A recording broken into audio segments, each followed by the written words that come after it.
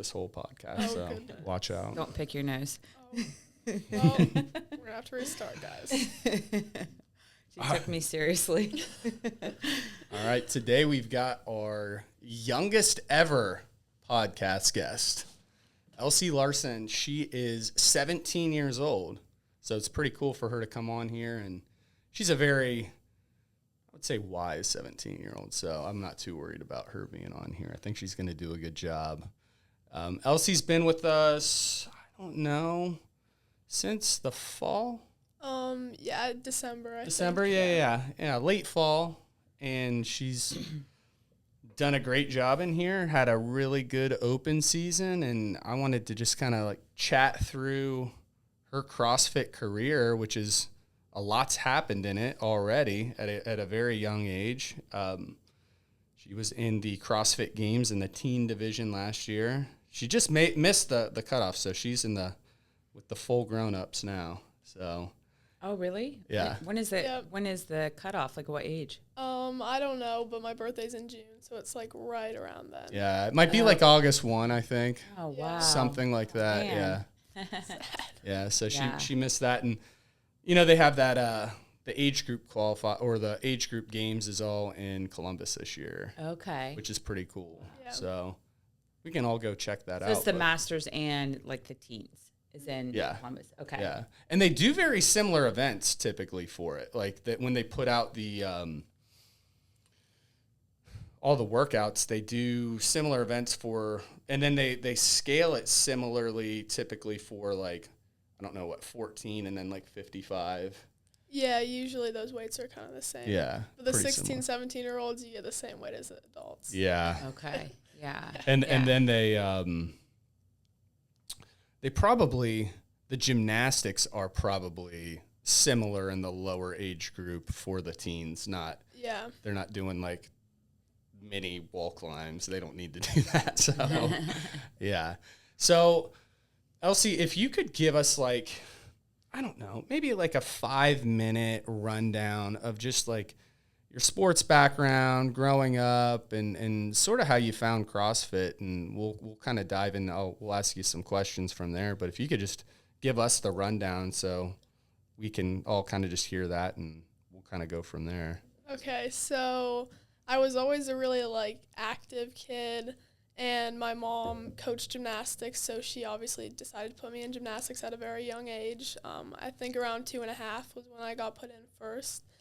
And then, so I did dance a little bit and kept pursuing gymnastics. We actually moved to Ohio because of gymnastics. We were living in Michigan, and things changed, and we wanted to move, and I tried out at a gym in Minnesota for 2 whole weeks. And after the 2 weeks, they're like, you can't be on team. And so we were in the parking lot of the gymnastics gym. We had our trailer. We had everything packed up, and my old coach called, and she was like, you should come down and try out this gym in Ohio. So we were like, okay, cool. We drove down there, trailer on our back, parked in the gym parking lot, tried out for one day, and we were like, oh, we love it. So we decided to stay. That's Wow, wild. that's What really what cool. gym was that? Future Gymnastics. Okay. Yep. Really neat. So that's why we stayed. We stayed in a trailer for a little bit, and then we eventually got a rental in Worthington, and I kept doing gymnastics. I started doing daytime program, so I was there from about 9 a.m. till about 3:30. Okay. So I was there all day. That's like your school. Yeah. When most kids go, that's insane. Yeah, we had about an hour and a half of school time and a half an hour of eating time, but we didn't really get much school done. Were there other kids in that program with you? Yeah, there were a couple others, not a Okay. ton, but the ones who were serious about gymnastics, they would do daytime. Okay. There And was how a old- girl. There was a girl who ended up making an Olympics, correct, or national team maybe. From Future. Yeah. Yeah, she worked out at Future for a little bit. Shilese Jones. Yes, that's Yep. the one who I'd heard of. Yeah. Yeah, she was good. How Very old were you when you did that? So when I would go from 9 a.m. to 3:30, I was about, I want to say 12. Okay. Did you Yeah. remember how your body felt doing that? Because I'm just thinking, our son's 9, but I mean, if he has basketball for 2 hours, he's like, "Ah." freaking out. I mean, that's 3 years older, but like, did your body just like kill for a while? I would have back problems sometimes, but honestly, it wasn't as bad as it could have been. Sometimes my wrists would hurt, like elbows sometimes. My knees were fine, which was surprising. My back would hurt sometimes, but other than that, I was kind of used to just that high intensity. Like, if I didn't have it, if we had, like, a week off, I'd feel so weird. Yeah. You would build into it for years. Yeah. And the back, is it just, like, all the jumping with gymnastics? Or yeah, it's the jumping and then just the stabilization. If you don't have a strong enough core, then all of it goes to your back. Okay. So I know that's kind of a common injury, right, in gymnastics? It is, yeah, just back problems. Yeah, Maddie has an old gymnastic back injury. Yep. Yeah. So from gymnastics, so you're doing it as, you're doing it full time. So as you're going through it, how, I know how Future's set up, and I know Mark pretty well. And so they have a CrossFit gym, like pretty much in the same little complex. So is that how you started to get your toe dipped into CrossFit and discover that? Yeah, so Future was a very conditioning-based gym, and which I loved. So every Thursday we'd go up to the CrossFit gym and we'd do a CrossFit workout, and I really liked that. I loved conditioning, but I always thought CrossFit was a little bit boring. So throughout those years, I had some people tell me, like, oh, you should get into CrossFit after gymnastics, and I was like, I've heard a lot of things about CrossFit, but not boring. That's funny. I guess if you're skydiving and doing gymnastics, it's boring. Yeah. So you tried it, and you're like, okay, it's not that bad, but it didn't, like, really captivate you. No, not then. Okay. What got you really into it? So I did level 9, and then I was going into my second level 9 season, and I ended up breaking my foot. And so I was out for 6 weeks, and I was kind of burnt out on gymnastics. I started doing track and field, and I realized, like, I can do more than just gymnastics, because for the longest time I kind of just felt like gymnastics was the only thing. Mm-hmm. And around then I hadn't done CrossFit for like 2 years, so I kind of forgot it was a thing. And my gymnastics coach, who does CrossFit, he was like, oh, I'm going to sign you up for the Open. And he jokes about things a lot, so I was like, haha, sure, you're going to sign me up. And then it was the first weekend of the Open, and it's Wednesday. No, it was Thursday. I go into the gym, and he's like, oh, come on, we're going to go do the CrossFit workout. And I'm in my leotard, and he drags me up, and it was the wall walk, burpee box jump over, dumbbell snatch one. Yes. 21-1. Mm-hmm. Yeah, I remember that one, yep. And that's a brutal workout. It was. I finished it, and I was like, oh, my goodness. That's a long 15 minutes right there. It is. Yeah. But thankfully, I was in the 14 to 15-year-old age group, so it was just like, I think it was a 25-pound dumbbell. Okay. It was light. Yep. Which was nice. But so I finished out the Open still doing gymnastics season. So I remember before the second one, which I think was the deadlift and burpee one. Do you remember the ladder? That one was horrible, by the way. And my coach said, go out hot. So I died, but right after that workout, we got in a car and drove to a gymnastics meet, stayed the night. I was so sore, but I did fine the next day. And then after that gymnastics season, I realized that I didn't want to do gymnastics anymore, and I decided to transfer to CrossFit. Were you just burnt out of gymnastics? Yeah, I'd kind of been feeling burnt out for the past couple years.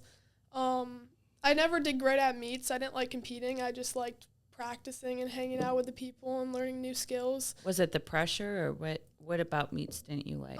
Yeah, the pressure, and then as I got older and started learning harder skills, I was also kind of scared. Yeah. Of getting hurt, and right. It is the pressure, and sometimes you get mental blocks. Right. So, yeah. That makes sense. Yeah. Can you explain the levels to us, like the levels of gymnastics?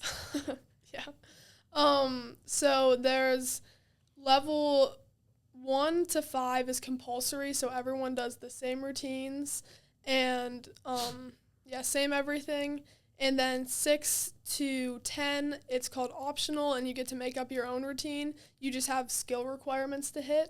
So to get a 10-0 start value, you have to get a certain amount of like harder skills. So the skills range from like straight jumps, which would be like an A level skill, to really hard skills, which would be like an E or an F. So for the different levels, like 8 or 9, they'll be like, you need to have like 2 Ds, which actually that would be crazy. You need to have a C, like just telling you what you need to have, but they can be whatever ones you want. Okay. You can mix them into a routine.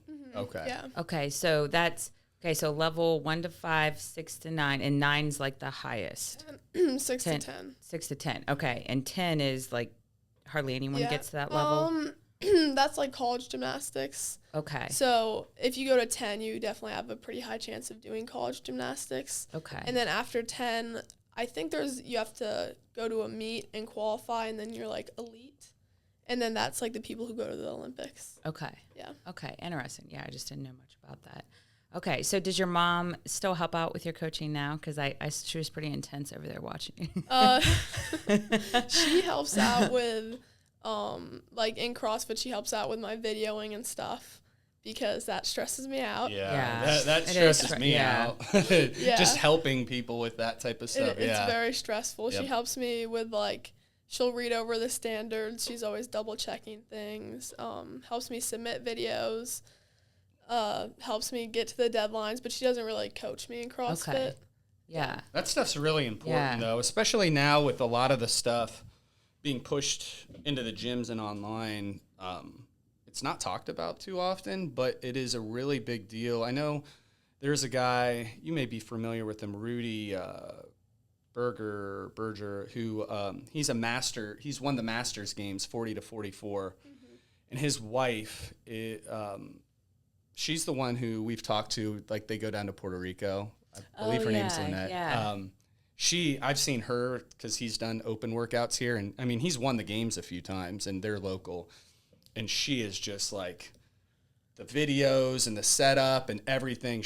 And I think she's actually like coaching Masters athletes and helping with that type of stuff and age group people, like, because there is a lot that goes into that. It really is a big deal. And it's kind of I would say like the unsung heroes of CrossFit. Like Byron's really good at that type of stuff with Maddie and, all the supporters. Yeah. So was your mom an athlete growing up? Like, who's the athletes in your family? So my mom did gymnastics in high school. She always says she wasn't very good, but she was always like the cheerleader. She was the team captain. She was kind of the spirit of her team. Yeah. And I mean, she's told me the skills she had, and she was pretty good. She's definitely very athletic. She did dance for a little bit. I think she said she did diving, but nothing crazy. My dad did football and wrestling, and he went to college for wrestling. I think just at like a D3 school. But they're both athletes. They're both athletes, definitely. And do you have any siblings or? Yeah, I have 6 siblings. Oh wow. Yep. So you guys all lived in an RV for a little while. That was what was that like? That was interesting. Thankfully, I was at the gym for most of the time, but my older sister was like, that was so hard. Oh, I can't imagine. I mean, our kids fight so much just sitting in their car. Like, we only have 2. Wow. Okay, so what about the rest of your siblings? Do they compete in athletics or? Yeah, so my older sister, she does cross country at the college she's going to. Okay. And where's she going? She goes to Houghton University. Okay. It's a smaller college in upstate New York. Okay. Yeah. Cool. She does art there. She's a very good artist. I'm very proud of her. Awesome. Yeah. Is she the one who might help us with some T-shirts for like your the team and Drake was talking about that. That's neat. Maybe we can chat a little bit after this, because if we're getting those designs, we need to get them quick. Yeah, I don't know if she'll be able to do the ones, because Drake said they needed to be done last week. Yeah, we'll figure something out. Bring back the mural on a wall. We used to have a mural on our wall in our old gym. That'd be cool outside. Yeah, those are pretty intensive, but I like to bring up really, important projects here on the podcast so everyone hears it. So we discuss put you on the spot. Yeah. Okay, so what's the age range of your siblings? So my oldest sister, she's 19, and then my youngest brother is 6, I think. Okay, so you're towards the top of that. Yeah, I'm second oldest. Okay. Yeah, and you are a senior this year? Yep. Okay. Senior. Do you know what you're going to do after this? No. Yeah. No, not yet. I'll probably take a gap year and maybe just do, like, my gen eds online and just figure out what I want to do, but there's nothing that I really feel pulled to. So. Okay, yeah. Yeah. Just living life. I didn't know what I was going to do even through college. I mean, I had a major and stuff, but yeah. I mean, it's everyone expects you to, they start asking you that at this age, and it's very, it's like, I don't know. Like, this is the time to kind of figure out. Direction you kind of like. And figure out your stuff, you know. Yeah. Definitely, yeah. Yeah. So what are your goals athletically? It would be great to make it to the CrossFit Games as an individual. Mostly in the bigger age group, just to keep on improving, see how far I can push myself, see where it takes me. I definitely feel like I'm where I need to be right now, though. Yeah. I mean, and that's a full-time job, so you kind of have it right now.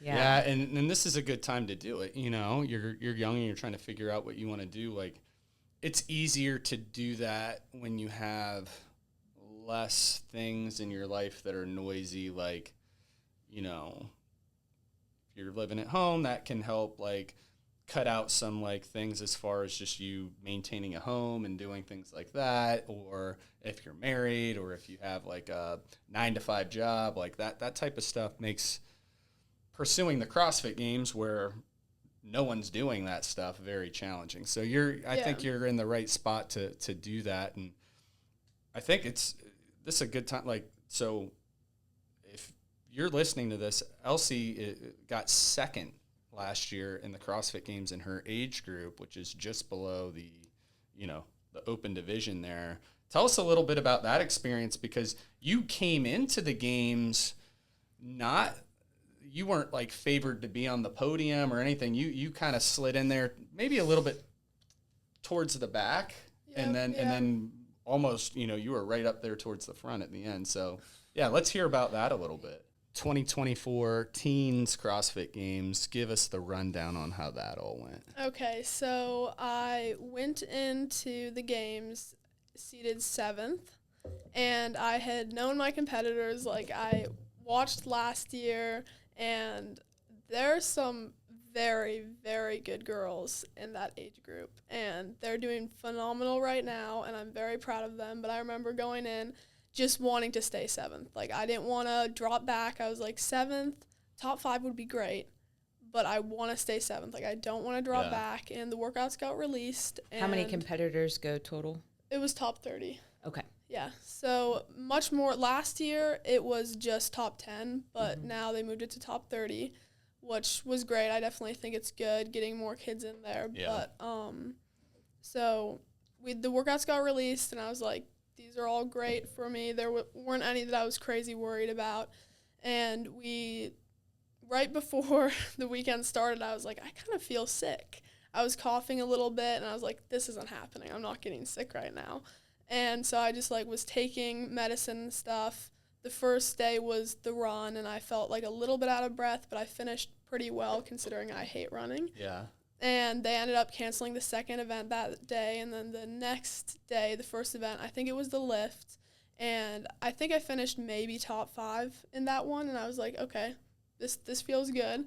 And then after the other two, I think I was seated at least top 5. I didn't really look at the leaderboard much throughout it. I just knew I was higher. But that really doesn't mean anything when you're only halfway through the weekend. Yeah. So, going through and then seeing, wait, I'm like 3rd, I'm 2nd, this is crazy, what's happening? And it all playing out that way was crazy. And then on the second day, I was not feeling very good. I was taking Dayquil, I was taking, like, cough drops before I went out. Yeah, I think I got bronchitis because it didn't, like, months, you can ask Jordan, I was, like, hacking after the games. Well, if you're getting sick like that and then you're literally pushing your lungs to the maximum capacity over and over and over again, that's really tough on the system. It'll do it to you, but thankfully I made it through and I wasn't, like, congested. It was just, like, a cough that sounded disgusting. Okay. I was, like, walking around the warm-up area like, I'm sorry, guys. Yeah. I promise I'll try not to get you sick. But, yeah, after that last event, I was like, this is crazy, finishing 2nd after qualifying in 7th. That's incredible. Wow. Yeah. And what's really interesting to me, you didn't have a weightlifting background. Like you're talking about, so can you tell us about the lift you hit? I hit a 185 snatch and a 225 clean and jerk. Oh my God. Yeah. So you think that the explosive strength you gain from gymnastics really helped cross over to like the Olympic lifts? I definitely do think that helped. My gymnastics coach, who ended up coaching me throughout the games, he was very good at teaching those Olympic lifts. I remember when I first started, we started with snatches, and he was very adamant about me starting at light weights and not getting any bad like techniques or habits. I would only do squats to a box, and just starting small. He trained me very well on how to do those lifts, and I think the snatch just kind of came naturally. It always felt good. I'm not a huge fan of clean and jerk, but I think I've always been a little bit stronger. Like, my legs have been pretty strong, so I'm kind of able to push through not having the best form on it. But on my clean and jerk, I actually PR'd like 15 pounds, like in the warm-up area. I never clean and jerk. While you were sick. Yeah, while I was sick.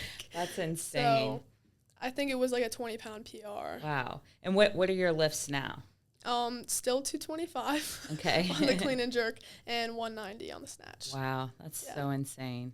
Yeah, and I mean, you probably haven't, had your eyeballs pop out of your head really going for huge ones. And that's a good lift to hang out with until you really need to push it, for a little while. 225 is no joke for a teenager, on a lift that usually takes years to build that kind of strength. So that is very cool. I mean, I've seen you snatching in there, and it's like, I was like, whoa. I remember double taking on some weight one time. I'm like, oh. You're like, wait, can I do more than her? yeah. Let me make sure. Let me go over and test mine. Right there. She's right there. Yeah. I got back to a 185 snatch this year. I can deadlift 195. Yeah. I mean, it's. So when you're not working out, what do you do? Right now I'm finishing up my college classes, so lately it's been that, but... So you're doing like they don't call it post-secondary now, but you can start taking college classes in high school. Yeah, I think they count as my high school credits too. Okay. So since I'm homeschooled, I'm able to do that, which is pretty cool. And so you do that online? Mm-hmm. And what college are you going through? Mount Vernon Nazarene University. Okay. Yeah, great. And you're just getting like your general kind of credits? Yeah, I'm just doing 3 classes right now. I'm doing sociology, health and fitness, and some literature class. Cool. Yeah. Better not fail health and fitness. It's actually, that would be ironic. Yeah, it would. It's harder than I expected. Just like, it's a lot. It's a big workload. Everyone was telling me like, oh, they only say it's like this many credits, but it takes a couple more hours than they let on. Yeah. So I was in the era of I was a teacher, and then before I got into this, and towards the middle end of college, we started to have the ability to do like some online classes, and this is back in the early 2000s. So, but what I noticed. And I had to get some continuing ed credit. Online classes, you have a lot more work on your plate that you have to do at home on your own, like twice as much than when you attend physical classes. That was at least my observation. I just remember, did you do any online stuff? I did. Yeah. I'm laughing because, so I went to Ohio State, and my undergrad was exercise science, and I wanted to take biochemistry. I really wanted to graduate in 4 years because I was paying for it, and I was working through college. And I'm like, okay, I'm going to take biochemistry at Columbus State because it's supposed to be a little easier. And it was mainly an online class, but we went in person in the beginning, and I found this woman. I knew she was smart, and she was kind of taking this to like brush up at work, and I latched onto her, and I made her study with me. And I would be like, I'll bring you like food. And so I literally made this woman meet with me like twice a week, and she got me through the class because she understood like biochemistry. I mean, it was like a foreign language to me, that and calculus. It just seems like so nonsensical. Have you taken calc? Nope, not yet. Yeah, it's like so pointless. Like one of the pointless, unnecessary pains I did life. pre-cal in college. Yeah. I didn't. But it was really, really hard. But I knew if I didn't become a stage 5 clinger with this woman, that you were in trouble. I think she really tried to get me to leave her alone, and I was like, no. You're like, no, I'm not letting you go. Yeah. Have you have you taken SATs and ACTs and that type of stuff at all? No. Not yet. Yeah. No. Yeah. Thankfully, I haven't had to. Since I'm not really focused on going to college, I probably won't go to college. I don't really need it. Yeah. A lot No. of colleges Absolutely. Don't ask for that stuff. Okay. Oh, really? Yeah. So is it hard to have friends that aren't athletes like you? It used to be. Thankfully, I just now I have a friend group and they aren't. I don't really know how much they even know about CrossFit or what I do. So it might be a nice break. It is a nice break. We'll go and we'll ride 4-wheelers and dirt bikes, and they have horses. Cool. And so it's it's nice, but it also feels like I'm living two different lives. Right. This is one version of you get me a and break. this is the other. That's nice. It's been nice, but sometimes it is hard to find friends that aren't athletes that'll kind of understand the schedule. Yeah. And how disciplined you need to be, and probably with your nutrition, obviously with your workouts and sleep, and they probably think you're a little crazy, huh? Well, probably. CrossFit people are a ton of fun, and it's usually a great group. But what can happen, I've been in it for a long time, is when you get together, you talk about CrossFit the whole time. Yeah. And lifts and, competition that you did, or what's coming up, or, well, did you see them hit that back squat, and that becomes a big topic of us living together, talking about the gym. Yeah. Wait, I just had this idea for a smoothie bar. Hold on. Yeah. But what about this? So it is nice to branch out and have some other things to talk about, because then it makes it fun, where if you're you can get maybe that gymnastic burnout if you're just in it 24 hours a day with your friends and stuff definitely. Too. So it's fun to get some other stuff, watch a movie and you're talking about that or whatever it is. Have you traveled a lot with gymnastics? A decent amount. I had a meet in California. I'm trying to think. Now I'm blanking. Not too far. California was the furthest. Is that something that interests you at all on your gap year? Traveling? Yeah. Not really. Yeah, I just wondered. No, not very much. We don't really go on vacations a lot since we have a lot of people in our family. Yeah. And then my siblings, my brother, he does wrestling, football, and baseball.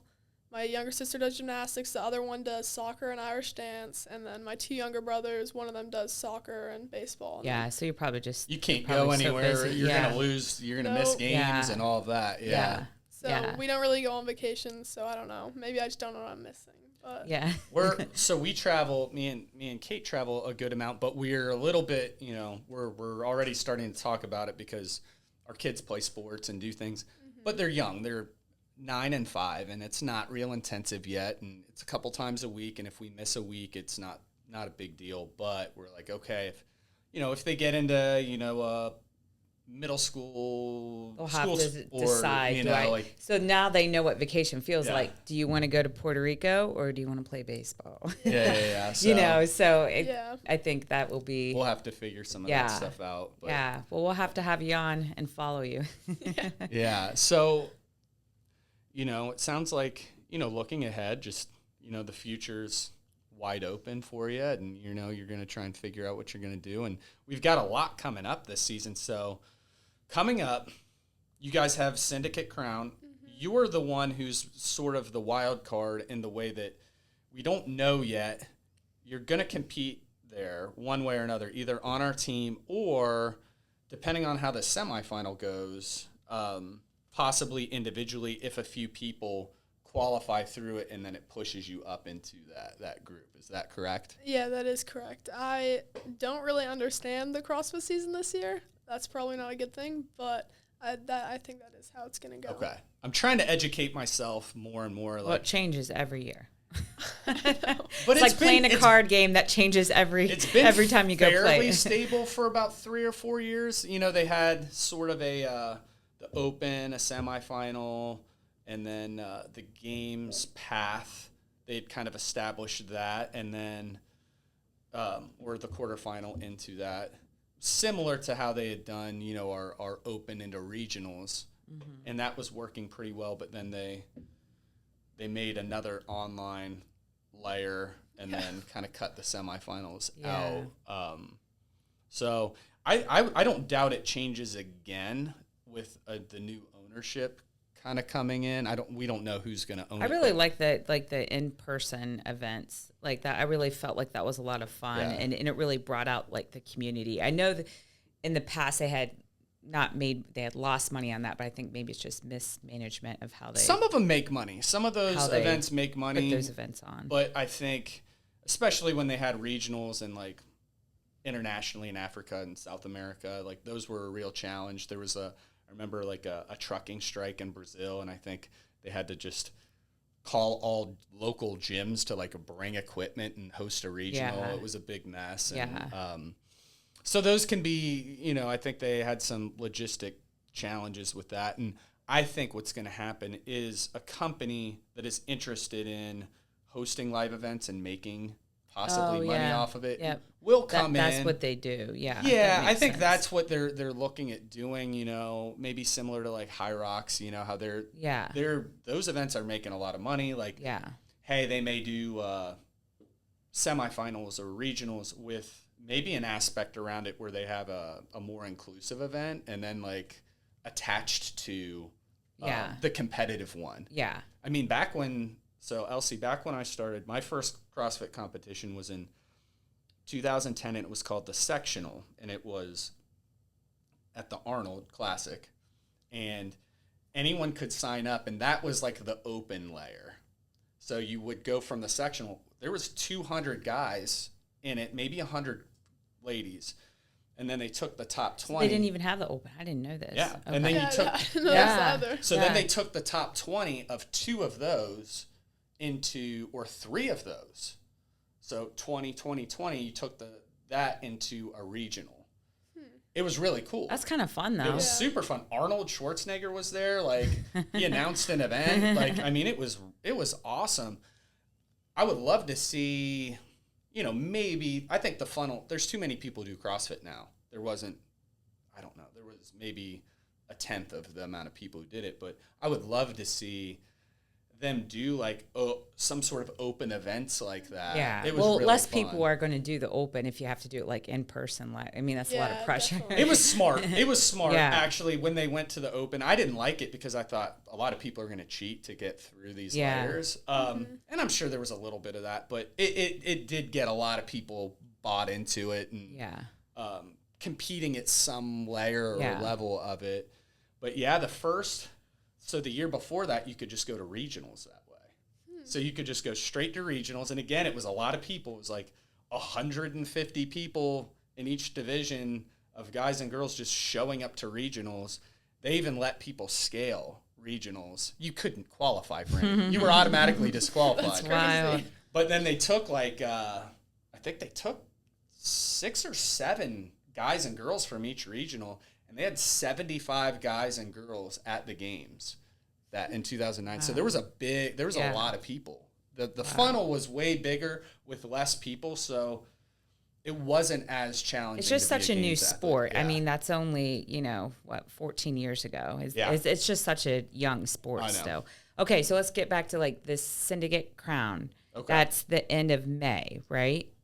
Yeah. Beginning of June. Mm-hmm. And that's in Tennessee.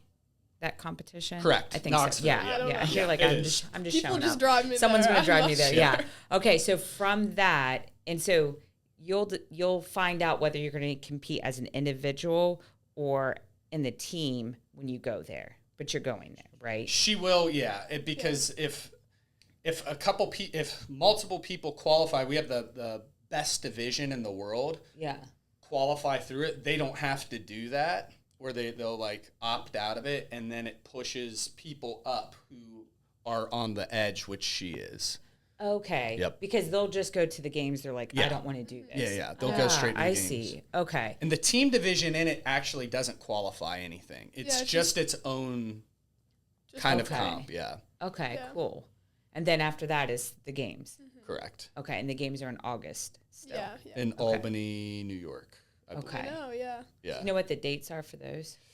for that? Beginning of August, I think. Yeah, first week of August. Okay, cool. Yep. So that's exciting. I used to live in New York. I lived in Long Island for a while. Oh, so cool. going back there would be cool. Yeah. Just really to neat. like watch the games, or I don't know. Yeah.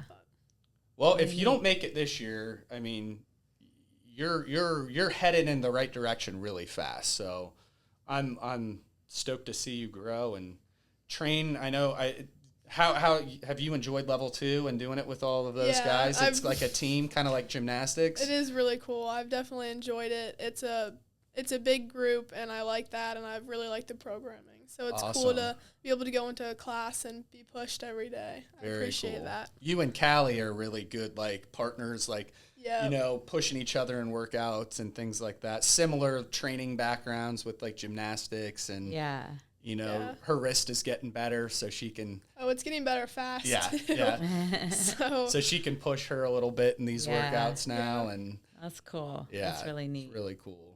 Well, Elsie, I really appreciate you coming on. We're super excited to see how you do this season and then just beyond that as well. Thanks for coming on. Thank you for having me. I appreciate it. Absolutely.